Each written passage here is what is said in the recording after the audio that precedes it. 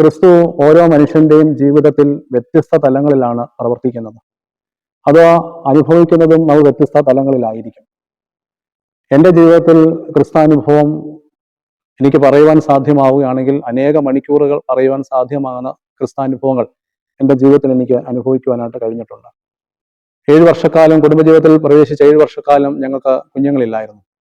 വൈദ്യശാസ്ത്രത്തിന്റെ തീരുമാനം അനുസരിച്ച്, വൈദ്യശാസ്ത്രത്തിന്റെ ക്രമം അനുസരിച്ച് ഒരിക്കലും ഞങ്ങൾക്ക് കുഞ്ഞുങ്ങൾ ഉണ്ടാകുവാൻ സാധ്യതയില്ല, നോർമലായ രീതിയിൽ കുഞ്ഞുങ്ങൾ ഉണ്ടാകുവാൻ സാധ്യതയില്ല എന്നാണ് വൈദ്യശാസ്ത്രം ഞങ്ങളോട് പറഞ്ഞത്. എന്നാൽ ഞങ്ങൾക്ക് പൂർണ്ണമായ വിശ്വാസം ഉണ്ടായിരുന്നു. ഞങ്ങൾ പൂർണ്ണമായിട്ടും വിശ്വസിച്ച ദൈവസന്നിധിയിൽ ഞങ്ങൾ പ്രാർത്ഥിക്കുവാനായിട്ട് ഇടയായി.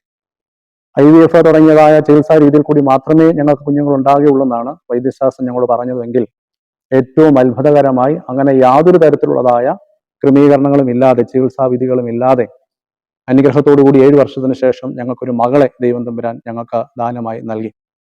പ്രാർത്ഥന എന്നാണ് അവളുടെ പേര്. അവൾക്കിപ്പോൾ 10 വയസ്സ് ആകുന്നു.